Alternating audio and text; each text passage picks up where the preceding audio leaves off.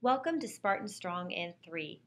Today I have with me Angie Smith, who is the Chief Deputy Auditor for Marion County. Angie, thank you so much for volunteering to be with us today and help the Pleasant voters as we walk through how these two issues for the bond issue and the earned income tax will affect them.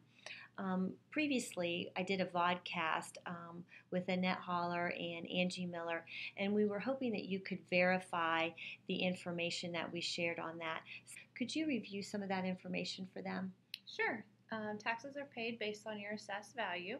If you would like to know your assessed value, you're welcome to call our office at 740-223-4020, or you can utilize our website at www.co.marion.oh.us/auditor.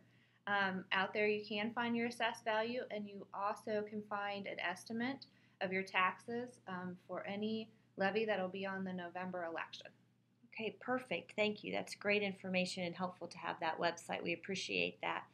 We're curious, Angie, in Pleasant, we've been extremely proud of our financial status and basically the good deal that we have for our community. And we want to continue to be thought of in that same way, that we are lean, but yet at the same time that we provide a great education. How does Pleasant currently compare to Marion City and the other 3 county schools? Currently, right now, the effective rate for residential and agricultural taxpayers is the lowest in Pleasant School District. Okay, all right, very good. Angie, we've had some questions for some of our community members that when they go to your website and look at their tax distribution, they're not understanding. So as you can see here on the screen, we've pulled up a sample, and I was hoping that maybe you could explain this to our community. Sure. If you look at the very first few rows, you'll see that they each say proposed levy beside them. These are all the levies that are on the ballot in November. And then if you look a little further down, you'll see all the current levies for Pleasant local schools.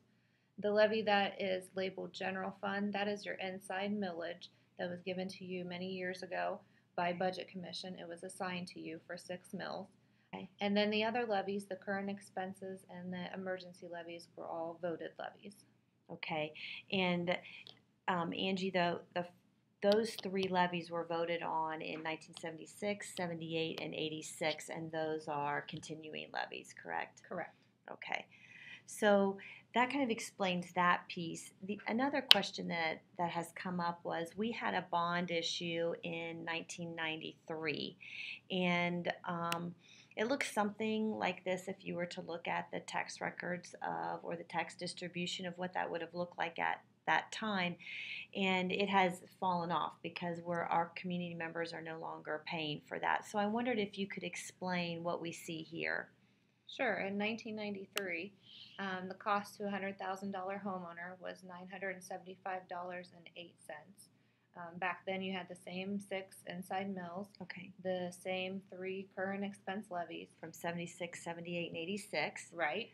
And then you had a bond, and I'm assuming a permanent improvement levy that went along with the bond. Right. That made up all of your tax distribution.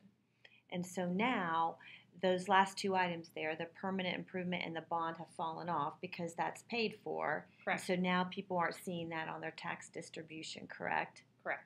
But in 1993, when that was passed, it cost a $100,000 homeowner $975.08, correct? Correct.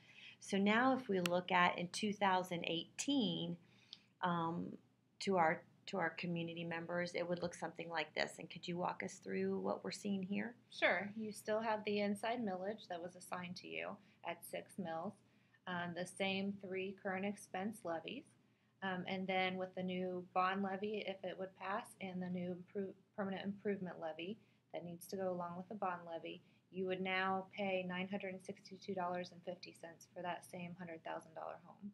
Great.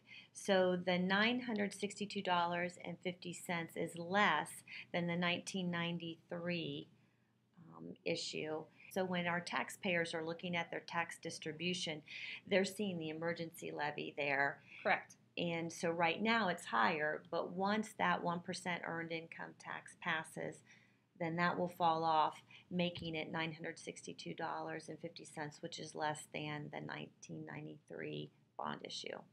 Correct. All right. Thank you, Angie. I appreciate your time. And to our Pleasant community, have a blessed day.